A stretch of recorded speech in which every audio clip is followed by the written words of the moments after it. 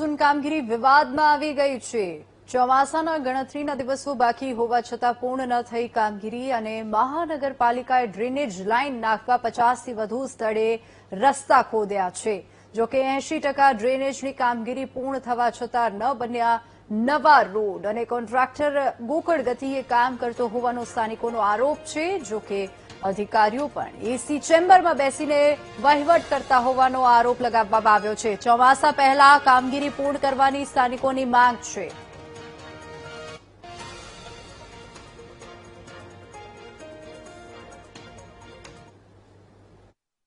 Vadodara municipal corporation દ્વારા જે pre મોન્સૂનની કામગીરી આપવામાં આવી છે કોન્ટ્રાક્ટરોને તે આજ સુધી પૂરી થઈ નથી। દરેક વોર્ડમાં મુખ્ય માર્ગો પર મોટા મોટા ખાડાઓ અને ઇજારાદારોના સાધનો પડેલા છે। એટલે મોટા મોટા ખાડાઓ જે આ લોકો સમયસર નહીં પૂરતા અને અઠવાડિયામાં જો વરસાદ પડશે તેની જવાબદારી કોની? નાના નાના ભૂલકાઓ બાળકો જે સ્કૂલે જાય છે ખાડામાં પડી જાય છે, સિનિયર સિટીઝનો ચાલવા નીકળે છે, જો એમની ઈજાઓ થશે પડવા વાગવાથી એની જવાબદારી કોની? જો આ રીતના જો કામો કરવું હોય તો એમને કામ ઝીરો લેવલનું છે અને પ્રી મોન્સૂન કામગીરી એકદમ ઠપ અને નિષ્ફળ નીવડી છે એવું ગણાય છે। શહેરમાં લોકો તમારા રોડના વિશ્વાસથી શહેરમાં ફરતા હોય છે અને ખાડામાં એક પણ વ્યક્તિ મળે તો એની જવાબદારી કોની? સવાલ એ છે કે જ્યાં ત્યાં ભૂવા પડી જાય છે। હમણાં ચાલુમાં કમિશનર ગયા તો પ્રતાપનગર સાઈડ ઉપર એક ભૂવો પડી ગયો। આ રીતે કેટલા ખાડાઓ છે પણ સફાઈ બહુ મોટી આપે છે આ લોકો કે અમે આ કામ પૂરું કરી દીધું, આ કામ તમારી નરી આંખે નગરજનો જુએ છે કે ભાઈ થોડા દિવસોમાં પાણી લઈ આવીશું તો કેટલા ટાઈમમાં લાવશો ભાઈ? આ રીતે આ ખાડા કે ક્યારે પૂરશો? 90% કામગીરી થઈ હોય તો એક બી ખાડો ના દેખાવો જોઈએ।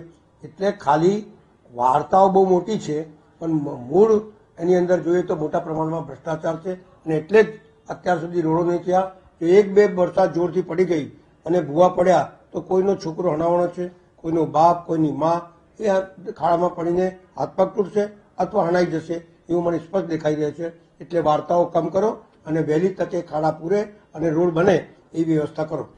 વડોદરા શહેરમાં ખાસ કરીને વાત કરીએ તો ડ્રેનેજ પ્રોજેક્ટ દ્વારા જે હાલમાં કામો વિવિધ વિસ્તારોમાં ચાલી રહ્યા છે, આ બધા કામો 2024માં જે પૂર્વ વખતે મેઇન ડ્રેનેજ લાઇન જે ટ્રંક લાઇન આપણે કહીએ કે જે જમીનથી લગભગ 5 મીટર કરતાં વધુ ઊંડાઈમાં હોય એવી ટ્રંક લાઇનમાં જે ભંગાણો થયા હતા અને વર્ષો જૂની લાઇનો હતા એ રિહેબિલિટેશનના કામો હાલમાં પ્રગતિ હેઠળ છે।